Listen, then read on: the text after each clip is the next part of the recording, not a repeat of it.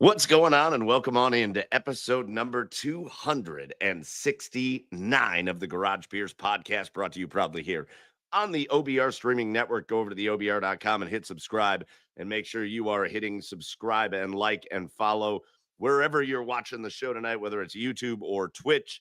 And make sure you're tuned in to everything going on with the OBR, the oldest and largest Cleveland Browns coverage site in all of Cleveland is the Orange and Brown Report. So you want to make sure you're tuned in, even right now in the dog days of the summer where nothing fun is actually happening with the Browns. The OBR is still giving you great content day in and day out. So make sure you're tuned in there. Also, go follow the show here on the socials everywhere at The Garage Beers on Twitter and Instagram and TikTok and all that, to hang out with us and talk with us throughout the week and see what we've got going on. Get over to the socials and follow us at The Garage Beers. And if you're watching on our our streaming sites, whether it's Twitch or YouTube, make sure you hit subscribe over there as well. Joining you as always, I'm your host, Michael Keefe. Find me online at Garage Beers Garage Beers Mike. And with me tonight, over on the east side of Cleveland, find him online at Garage Beers Chad. It's Chad Meyer. What's up, Chad? Soccer season never ends, does it? I mean, it depends on the league, but yeah, it does. It doesn't feel like it. It feels like players just may take breaks from certain leagues. I don't know. Like I'm sitting here watching the CONCACAF.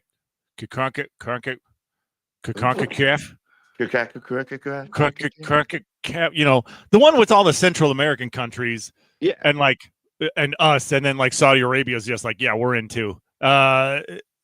It just doesn't end. Like, I don't know. I feel like anywhere, anytime you can find a soccer game on.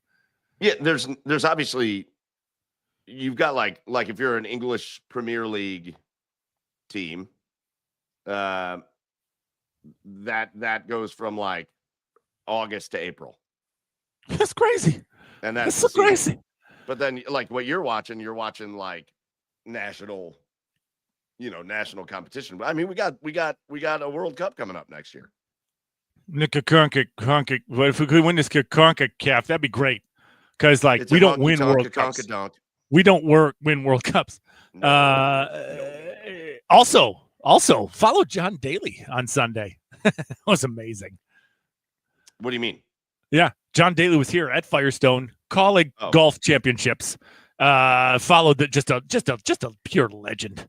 Just like he's the guy. He's just you can't. There's something about a guy that just doesn't give a fuck one way or the other, and just unapologetically him. That you just got to respect. I think he does. I think what he does is he walks a really good fine line between like kind of the fun-loving guy that you're talking about, and then like a shitbag. Yeah. Yeah.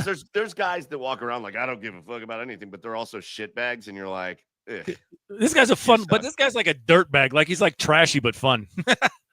Yeah, he doesn't do a lot of shitbag stuff. He's just kind of a dirtball. Yeah.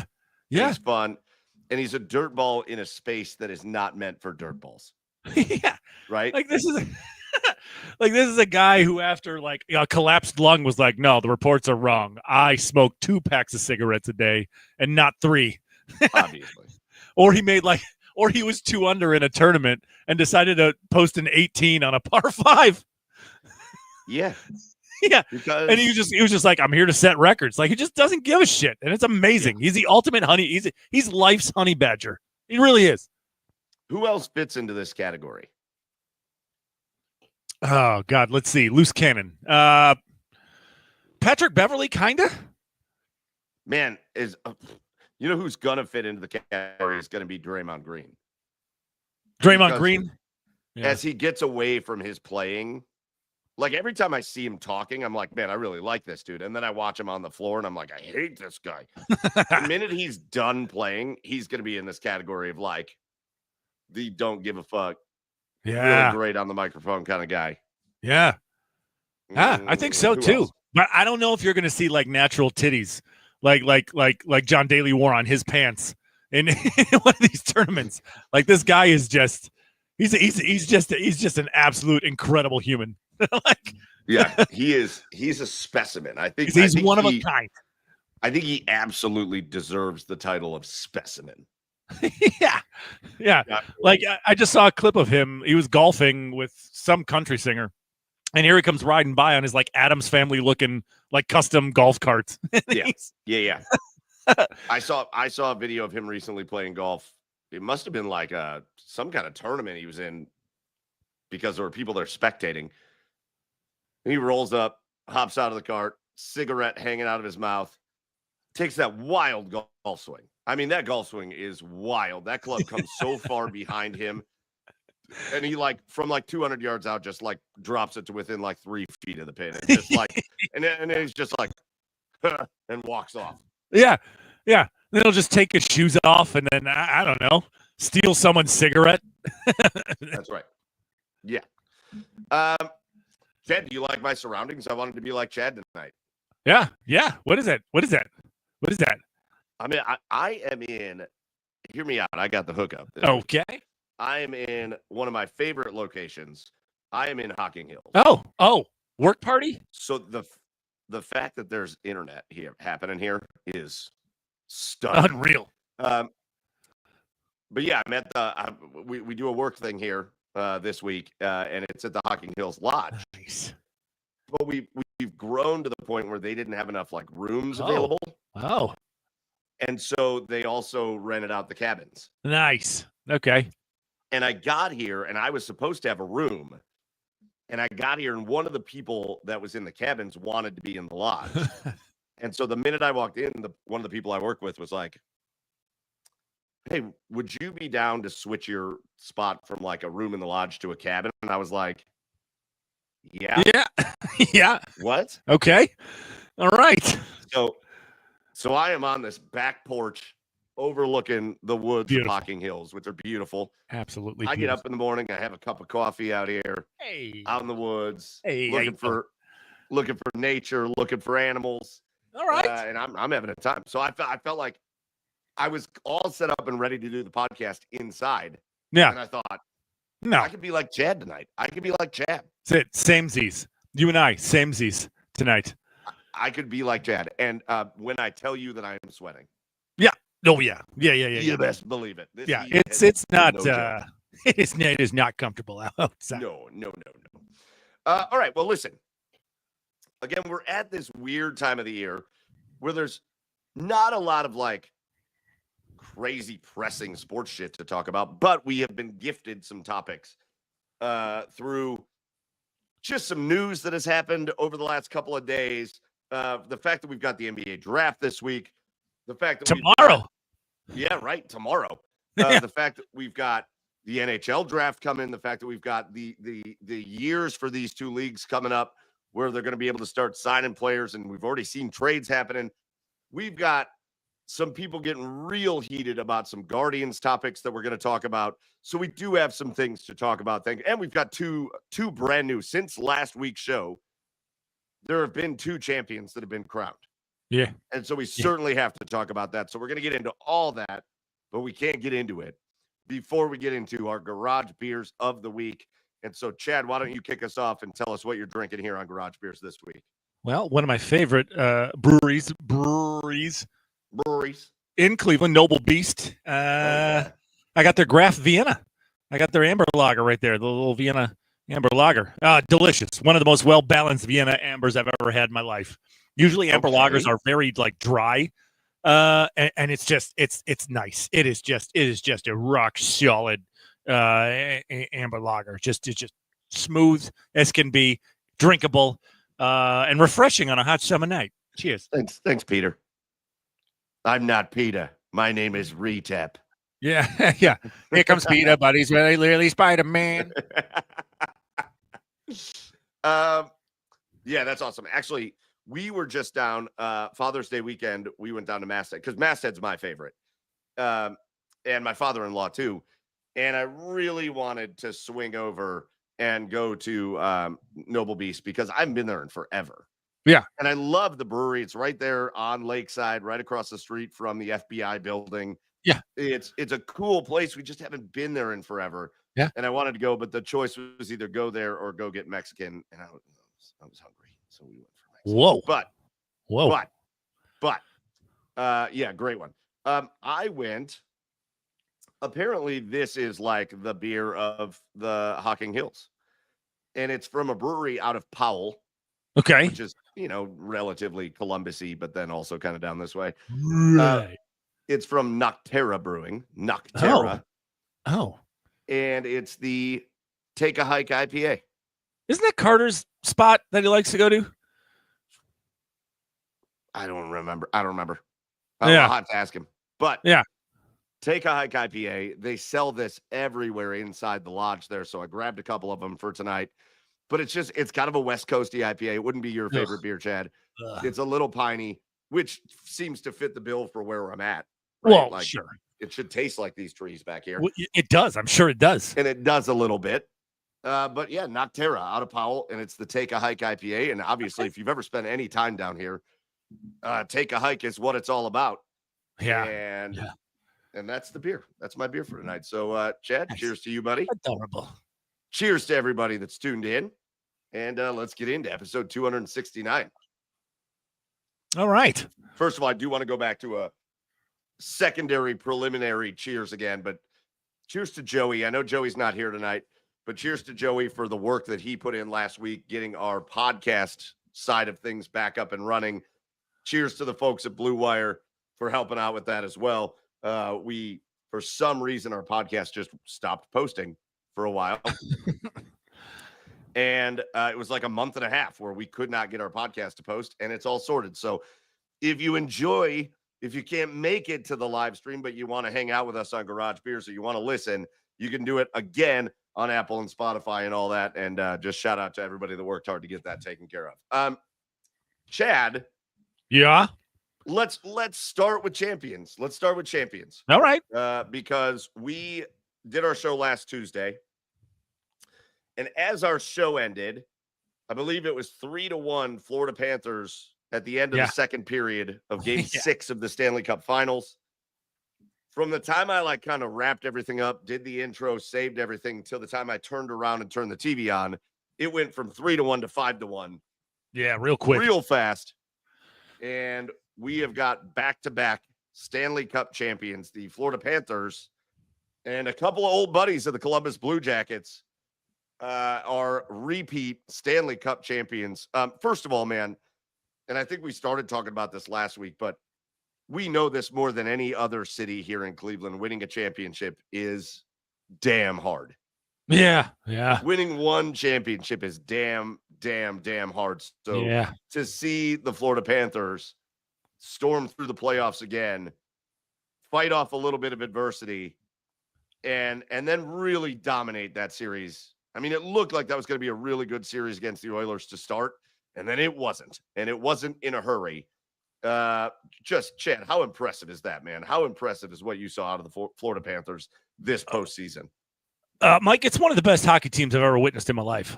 It just, I've never, usually you can pick out a spot. You can pick out a weakness where you can attack a team, right? Where you can, okay, we might have success, on the half wall, on the forecheck, if we have a strong back check, if we clog the neutral zone. No, these guys have the elixir to everything that you throw at them. And it was amazing to watch, right? Because even if you do get them, the adjustments that they make, and they just shut you down. The way that Connor McDavid in those last two games, in games 5 and 6, wasn't able to make plays. Right. And just backing off of him, right? And allowing him a little bit of time and space, but taking away everything else and not allowing anything within passing lanes, right? And everything that they shot, everything that they did was on the outside. They did not let them get in the middle of anything. Now, granted, the Oilers did have their chances. They weren't able to convert, but those were few and far between. Florida they're just a machine. They're a wagon. And yeah, it was very impressive. Now, again, Toronto took them to 7, but again, I think that says more about Toronto than it does about Florida, because Toronto seems to be right there, right? They seem to be right there, even though they might look a little bit differently here in the coming weeks as free agency's hitting. And it looks like I know a lot of Blue Jackets fans hope that they look a little bit different. They're going to lose Mitch Marner, and Well, that's another story for another time. I'm not sure he's worth $14 million. Yeah, but no, just one of the greatest hockey teams I've ever witnessed in my life. And going into it, and there's a lot of people who, think that, Brad Marchand's going to get, a solid offer. He's going to get term and money from some other team, like 4 years, around $8 million a year. I don't know why you would sign anywhere else, because this team shows no signs of slowing down. If they're able to stick together, if they're able to keep this thing going, I don't see any reason why they couldn't three-peat, because it's a team that just everything about them is perfect, man. Like, it's perfect. They play good defense. They play physical. They play. They can play fast. They have skill. They don't like. There's no weak link. So I don't know why you would ever leave that. Not to mention no state tax and the beautiful weather when you're home. So I don't know. There's nothing to. There's no reason to ever leave Florida or ever leave this team until it's time to break it up. Yeah, the way that they just and they did it at various phases throughout the playoffs, even at times where it looked like they might be in trouble. The way they just have that, and championship teams have it, don't they? They have that button that they can push, and it's like an instant refocus. Like when you thought, oh, Florida's not playing so great. Oh, Edmonton looks. Oh, Toronto looks like they might get Florida. Oh, Edmonton looks like they're going to be the better team, and they just push that next level button where it's not like they turn it on or turn it off, but the focus and the intensity that they can just increase and just. Chad, Edmonton was winning the series. Yeah, and then all of a sudden Florida just went. No, never mind. No. We're going to flip the switch. And they did it. And like you said, they did it in every facet, in every way. Defensively, they were unbelievable. I mean, there were so many times where I was watching those Stanley Cup final games and I thought, I don't know that Edmonton has had the puck in the offensive zone in the game. Like, I don't know that they've even had the puck over there. The way the series ended, it felt like Florida was just kind of playing with their food before they decided to just eat it all and just shut them down. I mean, you've got to, as a Blue Jackets fan, you have to recognize what Sergei Bobrovsky has turned into. Just has become, well, there's not a lot you have to talk about other than the fact that he's become a 2-time back-to-back Stanley Cup winning goalie. I mean, Bob, and the thing is, he was always that. He was always that. An answer, yes. Yeah, he was always that. It's just never shown because the Blue Jackets could never perform enough in the playoffs to help him out. And everything he has in front of him in Florida just allows him to do his job that much easier. And then you got to give a shout out, if we want to talk about Blue Jackets players, you got to give a shout out to Seth Jones, raising the cup. Yeah. Blue Jackets, former Blue Jackets defenseman, real popular player until he left, and then he kind of got weird. Yeah, it was weird. He didn't necessarily say a lot of nice things when he left Columbus, but still a guy that put in a lot of good minutes for the Blue Jackets. And Seth Jones raises the cup. How do you feel? How do you feel when you watch? Like, I feel like we're at the point now where when you see Bob raise the cup, you're just kind of happy. You're like, oh yeah, go on, Bob. Yeah, go on, buddy. Yeah. To be honest with you, I didn't even. To be honest with you, I didn't even give Seth Jones like a second thought. I was just like impressed with the rest of the team. I was kind of the same way. I was whoa. Brad Ward throwing in the comments here. Hit the like button. See what happens. Ooh, I dare you. I just dare you. Damn it. Dare you. It's gonna be real sexy. Whatever happens, it's gonna be sexy. Real sexy if you hit that like button. Make sure you check your phone for a link. Oh no. Wait, what? Brad's gonna say no, it's free. Wait, hold on a second. Wait. Are we on the same page? Are we talking about the same thing? I don't know. Hit the link and you'll find out. I like you, but you're crazy. And on the other side of things, Chad, this after going through what the Cavs went through specifically. Yeah. When you're the Edmonton Oilers. Right. And it's a hard want to phrase this the right way because your team just went to back-to-back Stanley Cup finals. And so that's fun. Yeah. I mean, you were for 2 years in a row, you were one of 2 teams that had a shot. Right. For 2 years in a row, you got to see that building's crazy in the finals. Like it's nuts up there. It is. And yet, if you're a fan of the Oilers at this point, you can't help but be petrified that like your chance is gone. Because how many times are you going to get like you've got? And I don't mean this from a technical perspective. I know you can come back to me and be like, they still have Connor McDavid, they still have Leon Draisaitl, they still like the team's still there, but this from being a sports fan. How often do you get to watch your team get to the finals? And to not come away for a second year in a row is devastating. Yeah, I mean, the thing is, it's desperate times call for desperate measures time here for the Oilers, right? Because this is Connor's contract year. So if he doesn't ask for a trade this offseason, I don't know that he's going to go back to Edmonton, depending on what offseason moves that they do make. Because I'll tell you something, right now they need to find a goaltender. If they don't find a goaltender and they make it back to a third Stanley Cup final and lose, there's no way he's going to re-sign with Edmonton. But I don't know. There's just they have to make moves, right? I mean, what a waste it would be for Connor McDavid to have Connor McDavid and Leon Draisaitl, 2 of the top 10, top 5 best players in the world right now, and not win a cup. Connor's going to get his cup one way or the other. Whether at some point in his career, he will get a cup. Is it going to come with Edmonton? If they don't make the right moves this offseason, I don't think so. I do not think so, because Stuart Skinner is not the answer in net. And for the most part, they played really well defensively. They played really well defensively in these playoffs for the most part, but they just goaltending let them down big time. As well as getting shut out defensively by the Panthers. But yeah, goaltending let them down big time in the Stanley Cup Finals. So there's a couple of cracks on my screened-in porch here. Nice. And I swear to God, they have like Amazon South America level bugs here in. That's awesome. Hills. Hey, like these are like African, like the Kalahari style bugs that they got going on here. There was one that landed on my hand, and I looked down.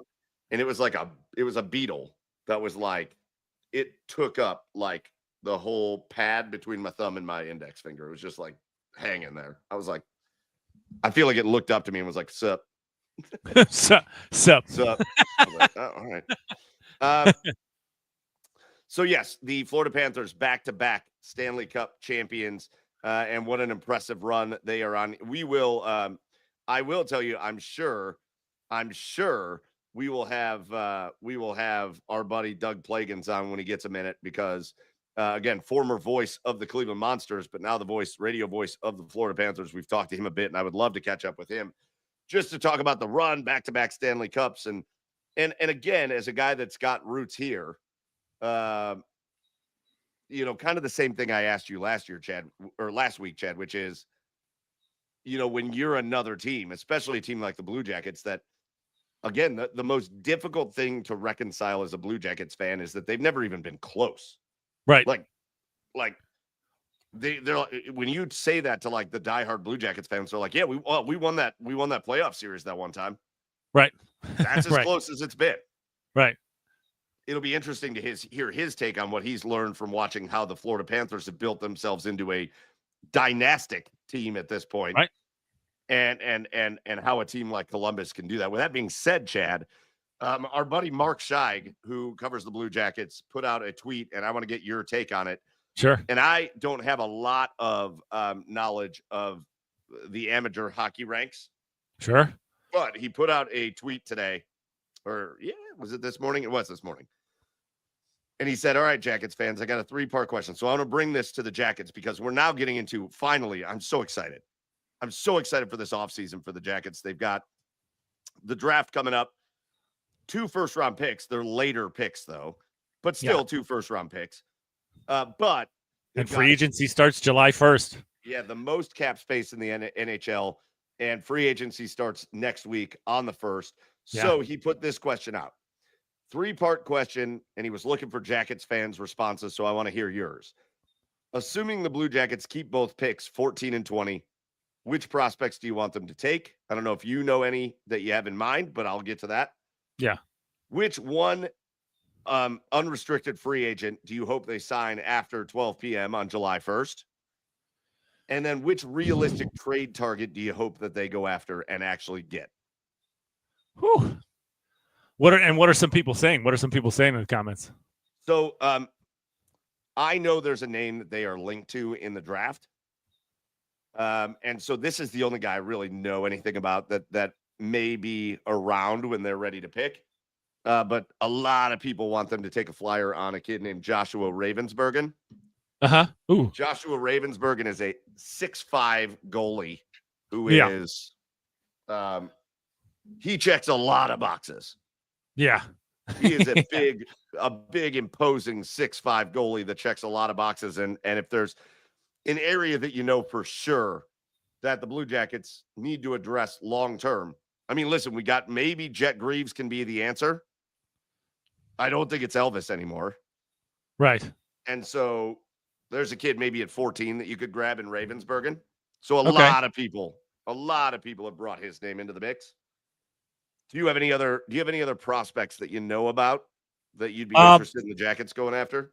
I don't, but my first inclination to draft is to draft the best goalie on the board, because you haven't found your goalie of the future yet, right? I mean, as promising as Jet Greaves was, I mean, he needs a year. He needs a full season up with the big club to really prove that that he can be the guy. But until you find your goaltender, goaltending in hockey is kind of like finding a quarterback in the NFL. If you don't have one. It's not a whole lot else matters. So until you find that, they're going to be struggling. They're going to be struggling to make the playoffs. They're going to be struggling to hold leads. Like it's just going to be it's going to be tough. It's going to be tough. So I would take the best goaltender on the board if I were them, and that's if it's this, what's his name, Andre Schlagenbacher, Ravensbacher. Schnugenberger? Ravens something. You know, my fitness consigliere, Michel.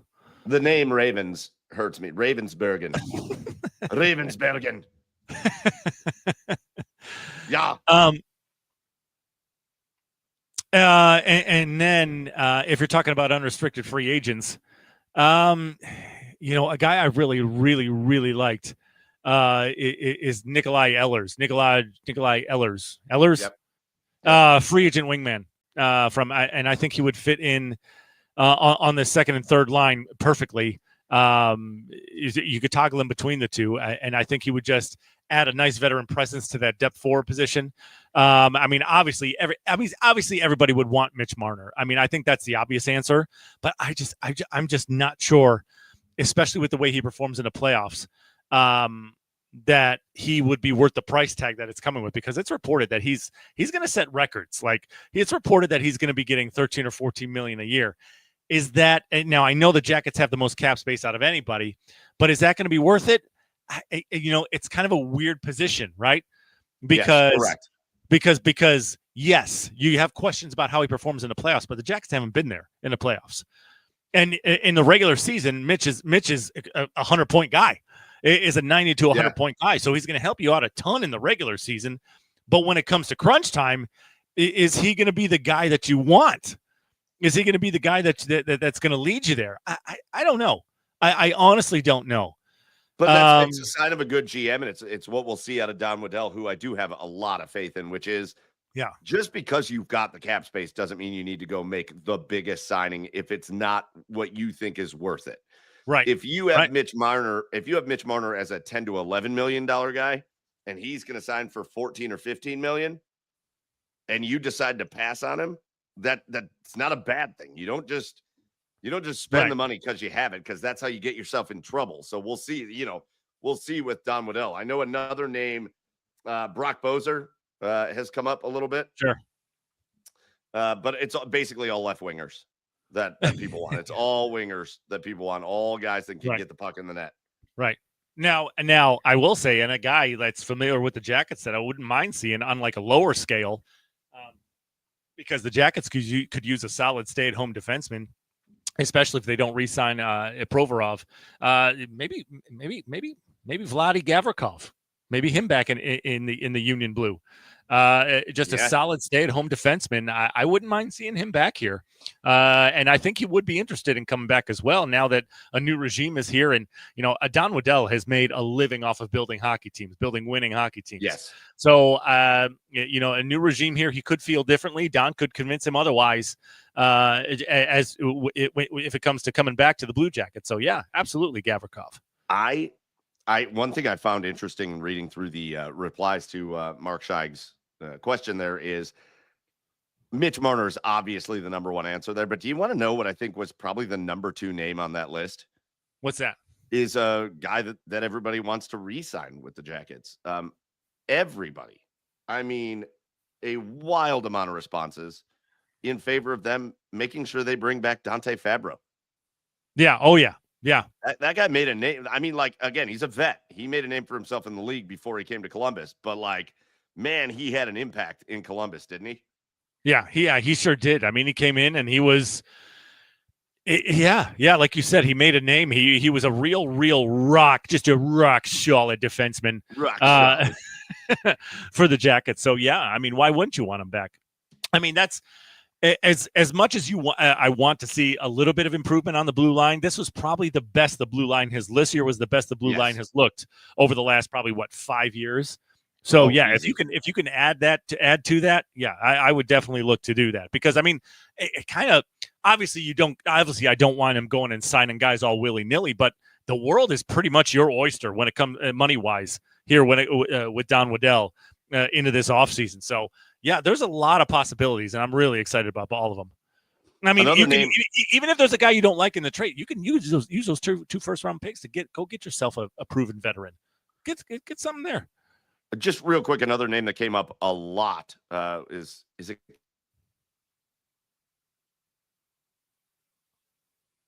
Oh, you froze.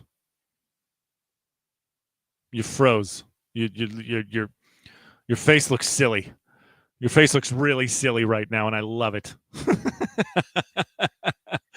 Yeah. So everybody, there's another name that's coming up on the list, and it is. Yeah, that's what Mike looks like right now. I don't know if he's going to be able to come back out or come back in, but yeah, the Blue Jackets, the possibilities are endless for this hockey team coming up into this offseason, and I'm excited. Everybody, if you're any sort of hockey fan up here in Northeast Ohio, if you like going to the Monsters games, Monsters are basically the AAA affiliate of the Columbus Blue Jackets. It's an exciting time. Right, it's an exciting time given that the year that the Blue Jackets have had, and coming back into this season, because they're going to be able to add and build on what was a great season. And the thing is, the difference between this and previous Blue Jackets teams, previous Blue Jacket seasons, Mike, I left this season, as disappointing as the end of the season was. I left this season feeling like this was actually sustainable, like they were actually building towards something instead of just building like it's just building something. It's just building a team. It feels like they're actually going in the right direction, and I'm so excited, dude. The name I was going to throw out there, a lot of people are can you hear me? Yeah. Oh yeah. A lot of people are talking in trade rumors about is it Keandre Miller? Okay. From the Rangers. Okay. So I saw that a lot in the comments as well. So yeah, listen, we're there. It was such a fun end of the season for the Blue Jackets, where, man, they had a chance to make the postseason if one more game would have went their way. If one more Canadians loss would have happened, they would have made the playoffs. But it was a fun end of the season.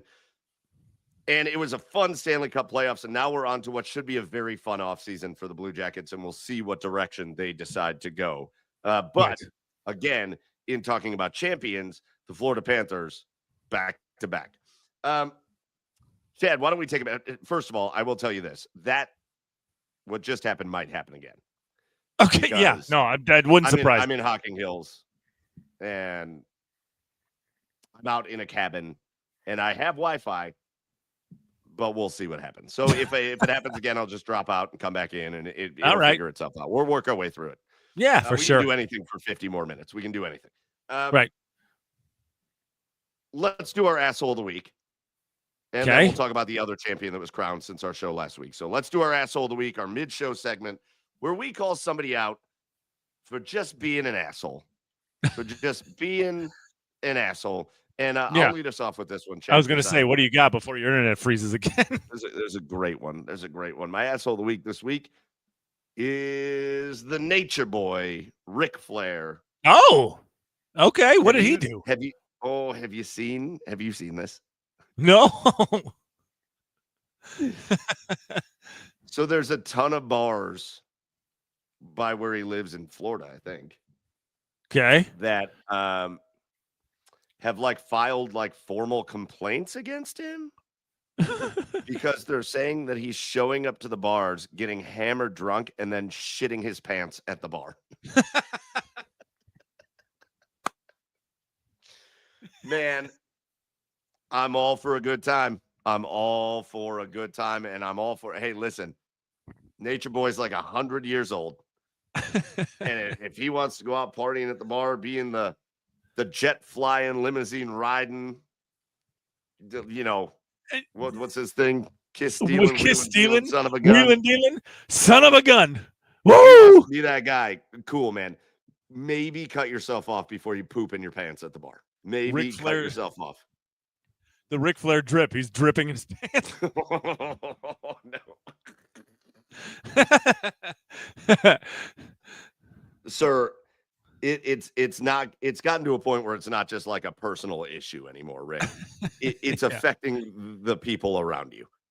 Yeah. The people around you see you coming in, they're like, oh God, he's gonna shit himself again. Oh, great. No, Rick. Imagine what has had to happen. Imagine what has had to transpire over the last, 6 months or whatever, to where this isn't just one time where Rick pooped his pants and it was like, oh, uh-oh. He sharted. Yeah. And he ran out. This is now multiple facilities, multiple establishments coming out and being like, yeah, he comes to our place and shits himself too. Do you know who I am? I'm the nature boy. If I want to shit myself in this establishment, I will. Woo! Woo! It's good. Woo! Yeah, right. Yeah, doing the Jim Carrey, Ace Ventura. Yeah, Rick, man, total asshole behavior there. You and that I mean that figuratively and literally. You can't be shitting your pants at the bar. You can't be doing it. So you're getting the asshole of the week this week. How about you, Chad? Man, I had one and I forgot to write it down. So I guess my backup is just going to be life. Life lately just kind of is being an asshole. Just from last week. Yeah, just no time to do anything. No time to myself. No time for anything. It's just I've never been a routine guy, and it's life lately has just been forcing me to be a routine guy, and it's just I hate it. I mean, there's light at the end of the tunnel, but right now it's just come on. So that's it. I know it's lame. But that's where I'm going. Just life. Being an asshole. Life holding me down. The man is holding me down. Just the man doing it. Yeah.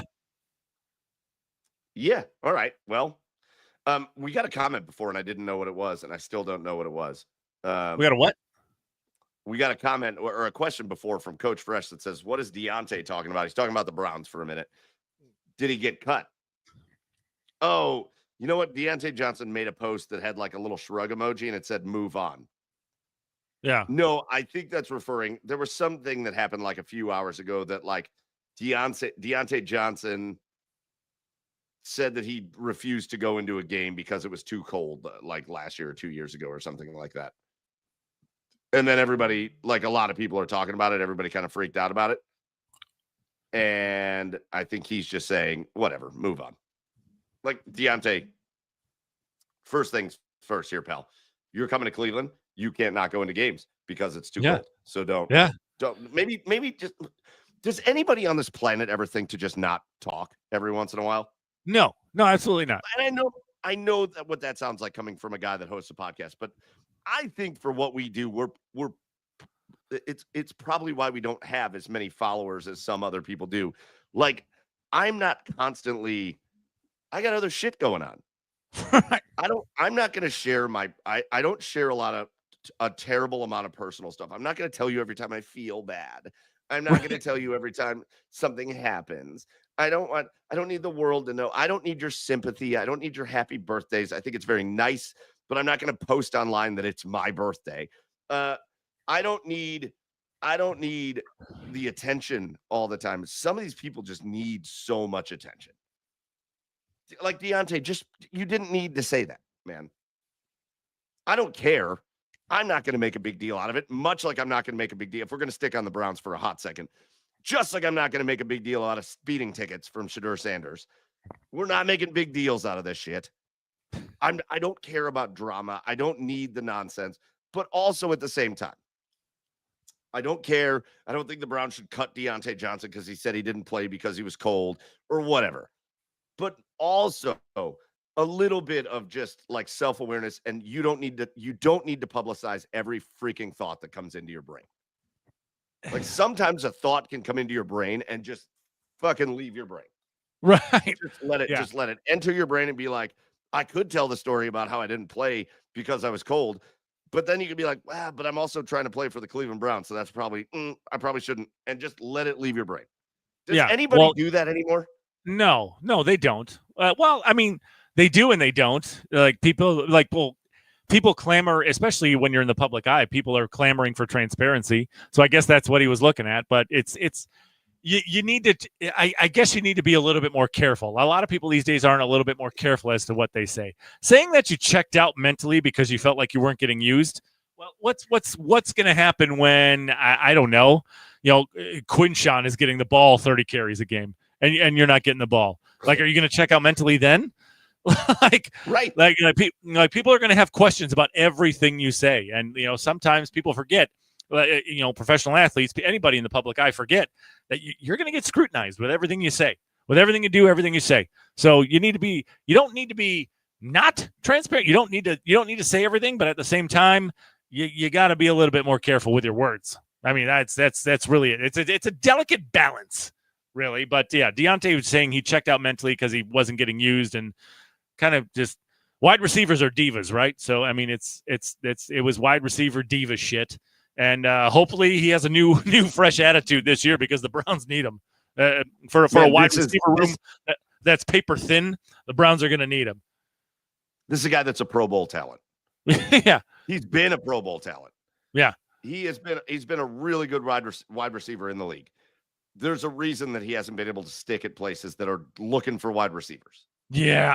Yep. It's that kind of shit. Just I'm never going to be shut up and play guy, but also you don't need to say everything that happens. You don't everything that pops into your head. Some things can just be, I'm going to leave that alone.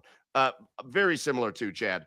I don't know about you, but because we do what we do, and we do the show, we talk about Cleveland sports. Before I forget, preemptive cheers, because you're talking about Shedeur and speeding tickets. Preemptive cheers goes to Shiloh Sanders. Did you see that? Oh my God, so funny. Just ripping the shit out of his brother. Yeah, be careful crossing the street. We got, especially if Shedeur's out here. That was great. Right. All right. Anyway, move on. Well, no, that's the topic. That's the next topic, which is all right. I don't know about you, but the speeding ticket thing happened. Yeah. And my phone went ballistic for like 30 minutes. Yeah. Of people texting me like, oh boy, here we go. What do you think of this? What do you think of that? I had people arguing with me. One of my best friends who I love, he's a Lions fan, but he is awesome. He's like,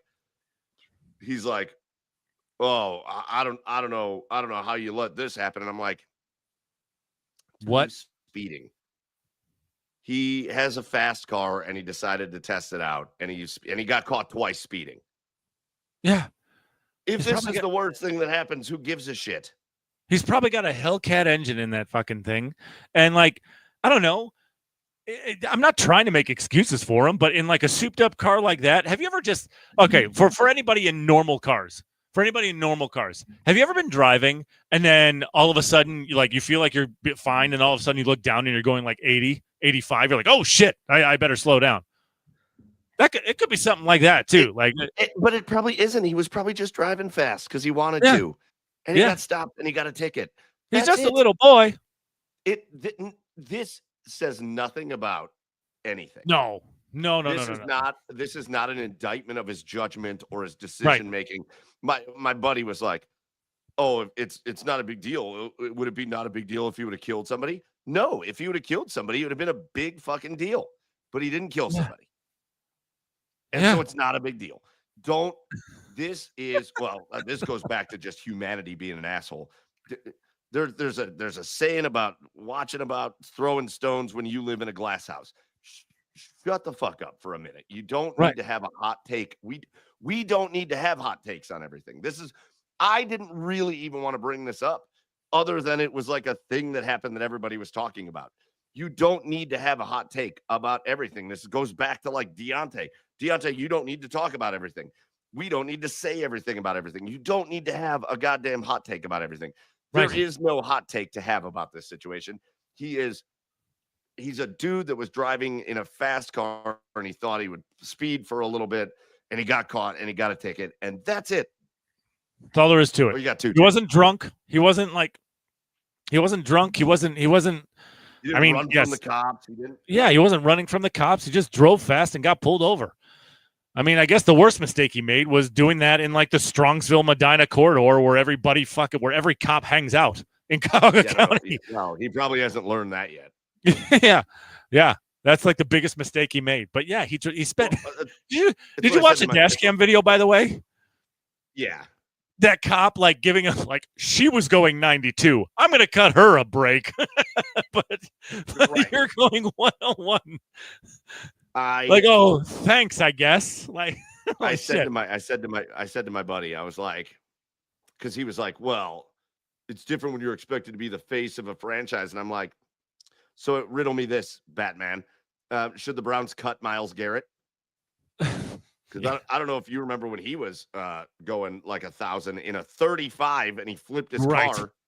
Yeah. It is what it is. People speed.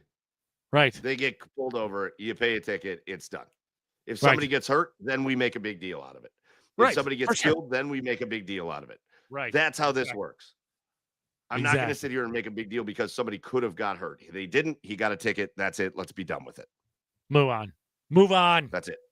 All right. We have crowned another champion. This one happened last night, and this was so shitty. Game 7, the first Game 7 of the NBA Finals since the Cleveland Cavaliers won the championship in 2016. Yeah. The Oklahoma City Thunder and the Indiana Pacers just battled in this series. And when it looked like the Thunder were taking control, the Indiana Pacers in Game 6 beat the Thunder by like 40. Yeah. I wasn't even paying attention. By the way, Game 6 happened. I wasn't even paying attention. My wife and kids went to bed kind of early, and I thought, cool. I'm going to get a minute to just like sit on the couch, it was going to be the second half, put the second half of the basketball game on, and I'm chilling. And that game came on, and I was like, oh, it's like a 40-point game. I'm gonna watch Field of Dreams until I fall asleep. That's what I did. And the game last night, Chad, you couldn't have scripted a worse outcome for that game. Not because Oklahoma City won. Who gives it? That's cool. They won. They won a title. They'd never won before. And Oklahoma City as a city has never seen a professional sports championship. So cool. All right. Right.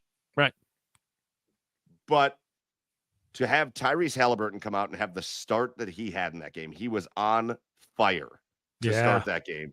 He looked like he was going to put up that kind of superstar talent, game 7, locked in, ready to go kind of game. And for him to step back, and now you just know it every time. The camera work is so good at this point, Chad, that you get a good look every time it happens. When you see that pop in the back of his leg, oh yeah, you know instantly what happened. And Tyrese Halliburton ruptures his Achilles at like 9 minutes into the game and goes out for the rest of the game. Indiana keeps it close for a while, but then Oklahoma City pulls away in the end, and the Thunder are champions. And again, congrats to the Thunder. Don't take anything away from the Thunder. Don't be like, oh, it's asterisk. No, it's not. They won the title fair and square. They were the best team in the league all season. Right. But I mean, the Thunder won 3 games before that game 7. So they beat Indiana with Tyrese Halliburton on the floor. So it's not like that wasn't a possibility. God damn it if I don't feel like I got ripped off from what should have been an all-time classic game 7. As a fan, sure. Yeah, absolutely. Absolutely. Sure. Yeah, it is. It's not what you want to see if you're a fan. But yeah, if you're a player on the Oklahoma City Thunder, you shouldn't feel bad at all.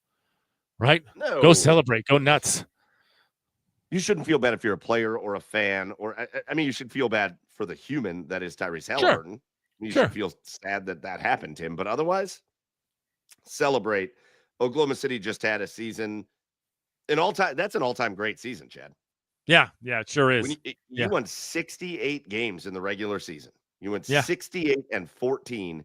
You had the MVP of the league on your team, and you won the title. That is up there in the top tier. I think the kids nowadays call it the S tier echelon of NBA seasons. There have not been hardly any seasons better than that. And the scary thing is they're only going to get better because they're so damn young. I mean, between Chet, Jesus Christ, between Chet, Chateau. Shea, I mean, everybody on that team, SGA, everybody. They're so young, and they're going to be together for a long time, and they're only going to get better. This is going to be the worst Thunder team to win a championship in the next 7 that they win or something. Well, we'll see. Again, we'll see. We'll see. You never know with how. Frankly, let's talk about it. Look at what's happening with the Boston Celtics. Yeah. Yep. Listen. This was a wild postseason. You had 3 all-star players rupture their Achilles. Dame Lillard did it to start. And then Jason Tatum, I mean, he's going to miss pretty much all year next year. Yep. And that's the real devastating thing for the Pacers is there couldn't have been a later time for Tyrese Halliburton to rupture his Achilles than game 7 of the NBA Finals. So his surgery means he's going to miss all year next year. And so you start to see what happens. Look at Boston. I don't know if you saw what happened today, Chad. I don't know if you were paying attention because you were busy. I've seen the alerts. Have you seen the trades? Yeah. Mm-hmm. Drew Holiday, gone. Yeah. Kristaps Porzingis, gone. Although I don't know about I think that was an incredible trade actually, the Drew Holiday one, because Anthony Simmons can play. I do too. I think he is awesome. Yeah. Now I do think that he. Don't take this the wrong way. I love Simmons. I love him. I don't think he brings the level of championship basketball to the team that Drew Holiday brings. Well, sure. No. Drew Holiday is a guy you want playing point guard for your team. Right. Porzingis, gone. A 3-team deal with Atlanta and the Nets, and I believe the only return Boston got for Porzingis is George Niang, former Cavalier, the minivan, heading on up to Boston, and a 2nd-round pick. So, George. And rumor has it that Boston is getting some big-time offers for Jaylen Brown. Yeah. Yep. And so, based on this one injury to Jason Tatum, who, again, Jason Tatum is probably the He definitely is a top 5 premier player in the NBA right now. Yeah, for sure. They're missing him all of next year. They were a second apron team on the salary cap. They got under the second apron, which is great, but like you're watching the Boston Celtics go, all right, I bet Al Horford, I mean, well, I don't know what his contract is, but I bet he's on the block as an aging center. Right. You're going to watch this Boston Celtics team that was everybody thought they were going to win back-to-back titles this year, and you're about to watch them tear it down. Yeah, they're doing. I mean, I don't think they're completely doing it. I just think they're doing kind of a little reset because of it. Because now if Jaylen Brown goes, Brown goes, that's going to be a different story. Yeah. But I just think they're kind of. I don't think they're completely tearing it down, but they're tearing it down enough to be like, okay, maybe we can still sneak into the playoffs, right? Like they're still trying to be competitive. I don't think that's the case of a full teardown, but it's like, okay, we're probably not going to win a championship without Jason next year. So I don't know how Anthony Simons fits in. He's a guy, I love him, but he's a guy that needs that ball. And I don't know how he fits in there. But we'll find out. What was it? There was another. There was a dumb trade today with C.J. McCollum, local boy. Got traded from the Pelicans to the Wizards. Jordan Poole, a part of that trade. But we're in trade season, and there's just a lot. There's a lot of noise around the Cavaliers right now. Again,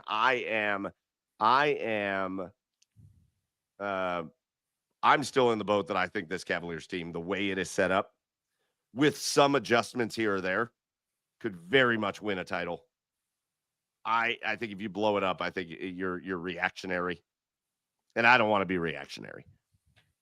Yeah. But if there are teams out there, that are looking to get rid of big time players that you think could make you better, you got to call. You got to make call. Like, for example, not that I'm saying this is a thing, but for example, if Milwaukee's saying Giannis is available, you got to do your due diligence. You got to call and say, all right, what's that going to take?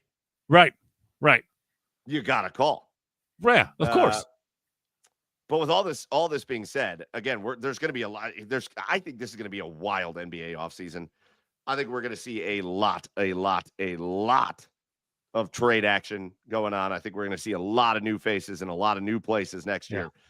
But with that being said, is there I got to tell you, I think the sports event of the year that I have lost track of and that I have no interest in more than any other sports event that I've ever had interest in before, Chad, is the NBA draft. I have no interest in it. And again, we're back to another year where the Cavaliers don't have a first-round pick. They do have 2 second-round picks. But I don't think that even last year, when they drafted Jalen Tyson. Here's my thing. I'm a basketball guy, Chad. Yeah. And I love the NBA. But the way everything is structured now, you've got kids coming into the draft from so many places. Right. You've obviously got collegiate athletes. Right. You've got international players that are coming from overseas. You've got these like developmental leagues, G League, whatever it is, G League Elite or G League, whatever. Right. Yeah. United League of Champions, whatever. I don't know who any of these people are. Yeah. I don't know who any of these people are. So like the draft rolls around. And it's not that I'm not interested because the Cavs don't have a first round pick or whatever. It's just, dude, I look at last year's draft and I look at the first overall pick, Risa Shea. Right. I don't know shit about him. Nope. What's he doing? I don't know. Like, no. Draft is tomorrow and Thursday, and I have no. It's 2 nights? Watch it. I think so. I think it's. I thought it was only 1 night because there's only 2 rounds. 2 now. Oh boy, why are they stretching that out? Jesus. I think they're doing rounds 1 and 2. There have been events in sports that I've never, like, we've talked about it forever, Chad. I will never give two shits about the NFL Combine. I don't care about it. I don't care how fast a guy runs in a straight line when he doesn't have pads on and nobody's defending him. I don't care how high he can jump without pads on and nobody defending him. I don't care about any of that. But I never have. Right. Pretty much all of time I've cared about the NBA draft. But like now with the amount of guys that I just have never heard of before. Right. I don't. Right. Yeah. No. Well, that coupled with the fact that the Cavs don't have a first round pick, like, and these second round picks are probably going to be guys that are going to be stashed somewhere, like in Europe or in another wherever. Yeah, I don't know. Yeah, why should you? Because it feels like this Cavs team is already set pending any trades. Right. Yeah. Yeah. I got nothing. The Cavs are going to come out of this this NBA draft, and that's why, like, Chad, you sent a text like, "Do you know anybody that's like anybody that might want to come on and talk NBA draft with us?" And I was like, I don't think I want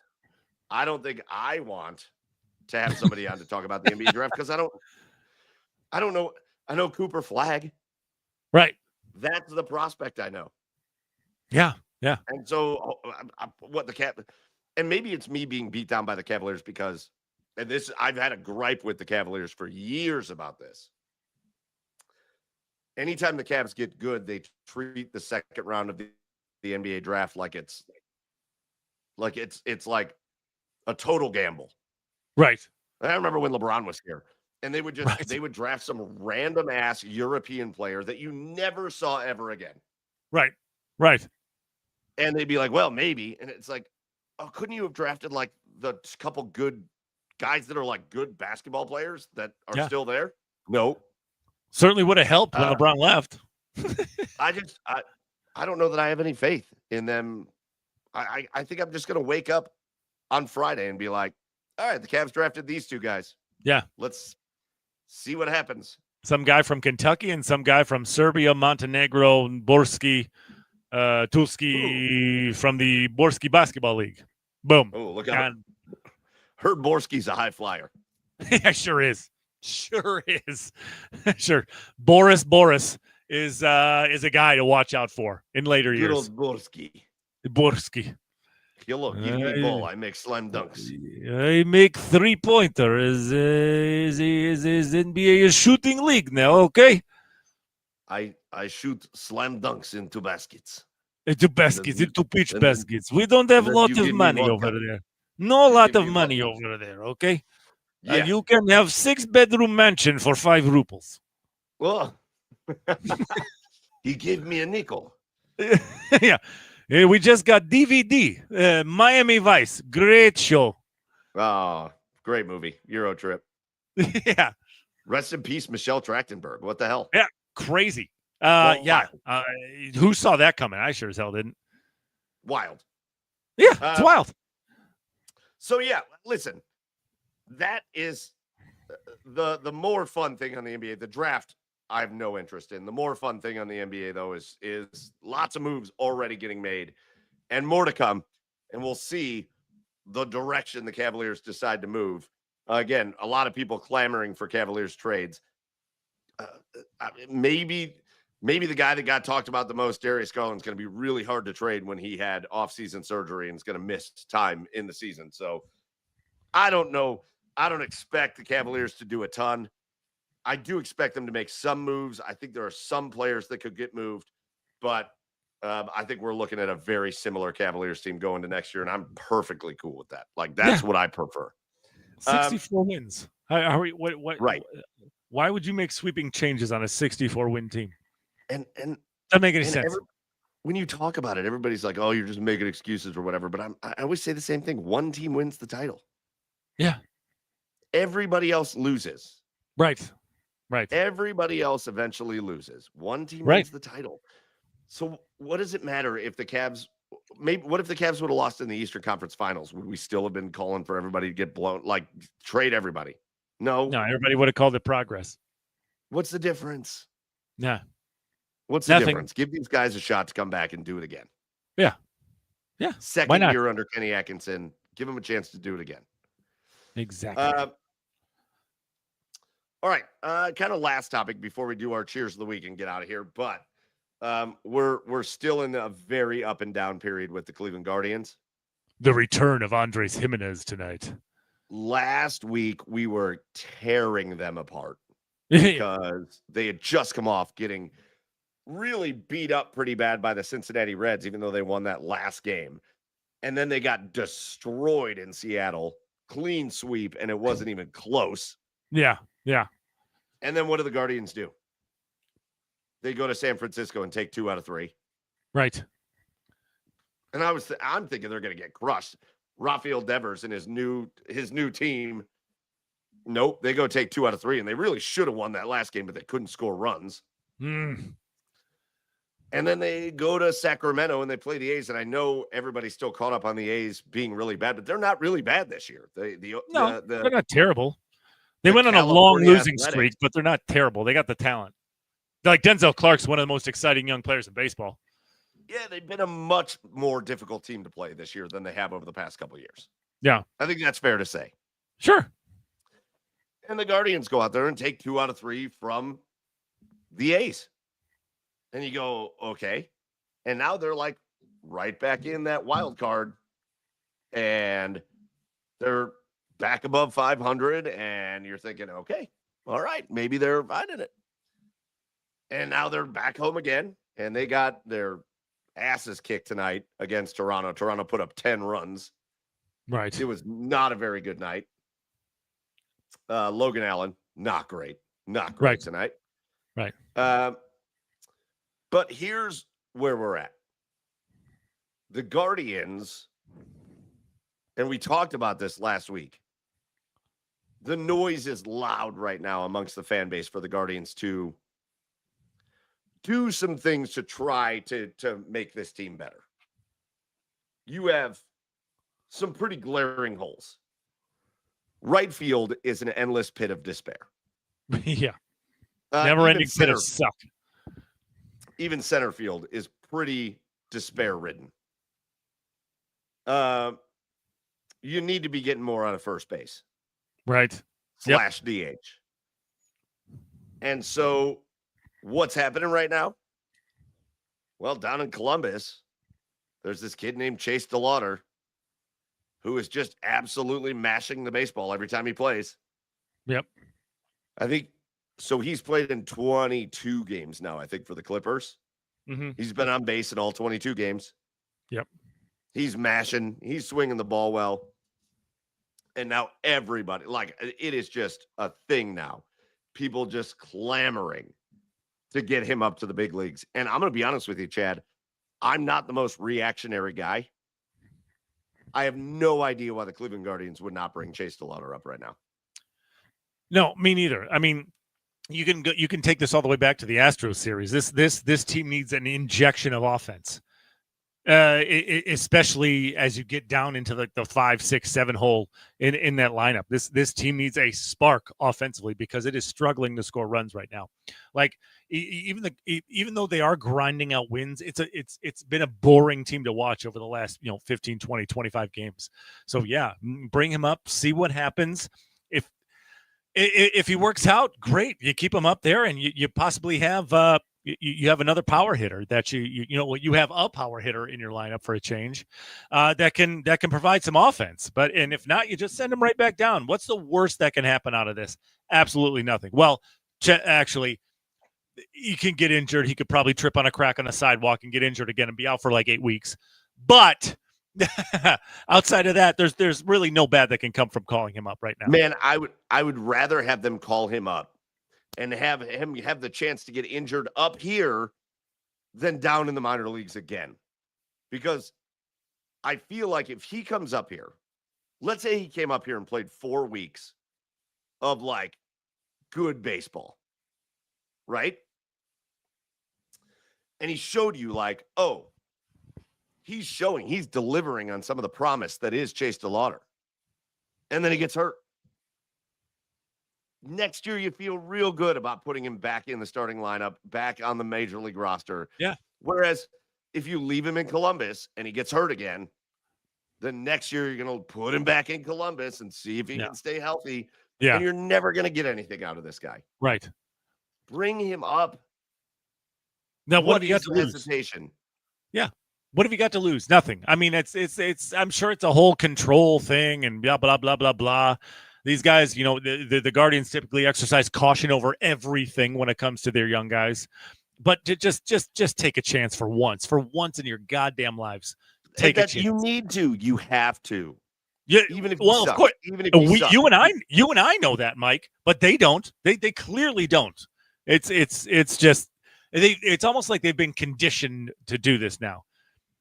It's asinine, really. I mean, God, and we said it so many times. If you're not like in this thing to win it all, what are you doing? Do the things you got to do. Make the moves you have to make within your organization, within reason, blah, blah, blah, blah, blah, whatever. Dolans don't spend, blah, blah, blah. Do the things you need to do to try to be competitive. All right? 100%. But, you know, whatever. It's so frustrating. And Brad says it here, and I'm not saying Brad agrees with this, but Brad in the comments says they want that year of control. Yeah, obviously. But that, again, that's how guys waste away. Forget the year of control. Bring him up. Yeah. Who knows what things are going to look like in 4 years? If it turns into a World Series, are you really going to complain about that year of control? Are you really going to clamor over that year of control? Absolutely not. And we're not saying it's going to mean the World Series. Yeah, no, not at all. But you are desperate for somebody to do what he does. Right. You're desperate for somebody to do what. Yeah, and Brad said it here. I agree with you guys. We know, Brad. We're desperate for somebody to do exactly what Chase DeLauter is capable of doing. Bring him up. Fuck the year of control. And if he leaves in 3 years instead of 4 years, whatever. Yeah. Whatever. Yeah. You've got to give yourself a chance. We can't keep doing wasted seasons. No. Nope. And then sitting there acting like you can't figure out why you can't sell tickets. Put your best players on your baseball team. Yeah. Do you think the Pittsburgh Pirates are mad at themselves for putting Paul Skeens in the major leagues as fast as they did? No, not at all. Because it gets them to sell tickets for that day. Is Paul Skeens probably going to leave Pittsburgh sooner because of it? They should have a Dodger countdown. They should be like, see Paul Skeens before he leaves for LA. But when those fans are lined up across the bridge to get into games for Paul Skeens night, do you think the organization's mad at it? No. Put your best players on your baseball team. And I'm not trying to be obtuse about it. Like, of course you give guys time to develop in the minors. Of course you go through your own process in your own system. But like a guy like Chase DeLauter doesn't need more time down there. He's good. He's ready to come up. Yeah. Bring him. You keep calling up these other if Jonathan Rodriguez is ready to come up, then Chase DeLauter's ready. Right. Exactly. If John Kenzie Noel was ready to come up, then Chase DeLauter's ready. Right. All I care about is one goddamn time, one of these goddamn players has got to be. We've got the Cleveland Guardians have to have one of the worst records of all-star AAA players that can't play for shit in the major leagues. Yeah. Maybe Chase DeLauter can be that guy. Maybe he can buck the trend. God. Yeah. How it's frustrating. many? It's frustrating as hell. It makes me want to drink more. Well, I don't have another beer. All right, I'll drink more. All right, fine. Talked you into it. Okay. Twisted your rubber arm. Shit. Yeah, listen. Little things for the Guardians team this year can make a big difference. Yeah. If they can, if we can talk about getting Shane Bieber back soon, that'd be great. Yeah. If Chase DeLauter can come up and produce the way he's capable of, monstrous. Yeah. Little things, little differences can make the difference between a postseason berth and not. Yeah. And the thing is, I don't think this team, that this is why they have to make these type of moves now, because I don't think this current team as it is going to tell you whether they're going to be competing or not. You have to take the chances to see if you can compete or not. And this is one of them. Bring Chase up.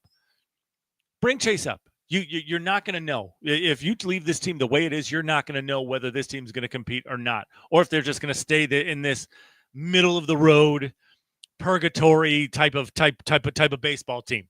No, bring them up, see if you can go somewhere with them. If it doesn't work out, be sellers or whatever it is that you're going to do. Right. 100%. I agree with you. All right, man. Hey, it flew by. Episode flew by. Sure did. Sorry, there's a monstrous bug over here. Let me see. Turn your camera. I can't. I'm trying to get him. You catch it? I tried to get his leg, but he went away. Do you catch bugs? I mean, they don't scare me. I don't know. Oh, okay. All right. What's a bug gonna do? Well, it's gonna. There's another one. There's one on the ceiling that's like 4 inches long. Could be poisonous. You could die. Well, I lived a good life. That's it. It's been a good run. I went out. Hey, listen. If that happens, I went out doing what I love. Grabbing bugs by the legs. Doing garage beers and grabbing bugs. Grabbing 4-inch. Never mind. Whoa, no. No, bad, terrible. All right, before we get out of here, it's time for us to do our cheers of the week, where we do the opposite of what we did with Asshole of the Week. We just cheer somebody who deserves to get cheersed. And Chad, why don't you lead us off with your cheers of the week? Listen, I'm gonna cheer Stanley Cup celebrations. They're just the fucking best. I mean, first off, the Panthers, they ran up a $500,000 tab at that Club 11 in Miami, which was enough for, I think, 2 Coronas in Miami. Correct. Yeah. So huge bill there. From that, I don't know, from Marchand getting on the mic, calling everybody bitch ass hoes and getting trying to get them to drink and jazz hoes to go into the elbow room and and putting beer in the cup off the in the cup and then pouring it off the balcony onto fans, and from Ekblad going over to his neighbor's house, or sorry, Barkov going over to his neighbor's house at 5 a.m. At 5 in the morning. Yeah, at 5 in the morning to take him the cup. Stanley Cup celebrations are the best, and just cheers to all of that. Yeah, that's a great one. Some of the interviews have been fantastic, but yeah, I don't think there's a better video than Barkov ringing the neighbor's ring doorbell at 5 a.m. Yeah. Come on out, I'm showing you the cup. I have 2 names in my Instagram search: Summeray, and you don't know. You well, if you know, you know. Yeah, right. and Sam Reinhart. Oh, so awesome! It's the best. I love that one. I think that was part of my thought process. But I'm going to give my cheers. And this was just. And who could forget the bender Ovi went on? Just remember him just swimming in the fountains in DC. My cheer of the week is going to go to the city of Cleveland. Okay. Because the Oklahoma City Thunder parade was today, which I thought was a little crazy. They won the title. Well, I guess it was 2 nights ago. 2 nights ago. And then, maybe. Okay. Never mind. I'm losing my mind. But, man, did I see people trying to glaze the city of Oklahoma City for their parade for the Thunder title. And then, man, did all these people I follow on Cleveland, including Richard Jefferson.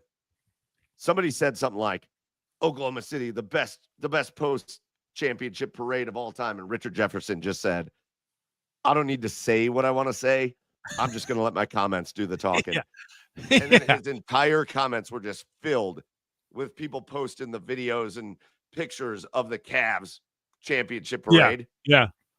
And it makes it look like nobody is at the Thunder parade.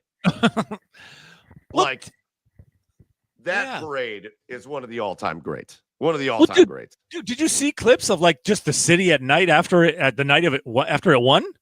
Like it was like nothing. Like people were they're just like strolling on home. Like it was just like just a night after a regular season win. Like go nuts. Well, apparently the Oklahoma City police were waiting outside of the arena, and when people were coming out, they were like, "Get in your car, go home, or else you're being arrested." What? Like, what is happening? What is the matter with you? It's Oklahoma. There's I worked game 7 of that watch party in the Cavs, and I can't tell you, I've never hugged so many strangers in my entire life. Yeah. Like, hell yeah. In my entire life. Hugged, high-fived. I don't know. Yes. Like, got a little pickle tickle. No, I'm just kidding. No. Just from that one guy. Yeah. It's fine. Give the wife a little pickle tickle, and then I'll be on the road again. Oh, what a great quote. Hey, cowgirls, see the grass? Don't eat it. See, the train moves, not you. If I had your job, I'd kill myself. Oh, John Lovitz, A League of Their Own. Fantastic. Yeah. That's how we're ending the show. Yes. I'm going to talk like that the rest of the show. Anyways, we want to give a shout out to the OBR for hosting us here. No, that's going to do it for episode 269. Stay tuned with us. You get back under the cow. We'll be back next week for episode 270. But in the meantime, make sure you go follow the OBR. The Orange and Brown Report is the best place in Cleveland for Browns coverage. And we're still, even in the doldrums right now, the bullshit of the offseason, the OBR is still coming at you live almost every night of the week with video content, and they are putting even more on the site. So get to the OBR.com and hit subscribe, and make sure you are subscribing and following and liking on YouTube or Twitch or wherever you're watching us. Also, get over to our socials and hit follow on at the Garage Beers everywhere, so you can hang out with us even more than just on Tuesday nights. And that's gonna do it for episode 269. It's been fun having beers with you. It's been fun talking sports with you, and we'll be back next week for episode 270. Until then, for Joey, who wasn't here, go follow him at Garage Beers Joe. For Chad on the east side of Cleveland, go follow him at Garage Beers Chad. I am Michael Keefe at Garage Beers Mike, and we will see you next week for episode 270. Until then, cheers, everybody.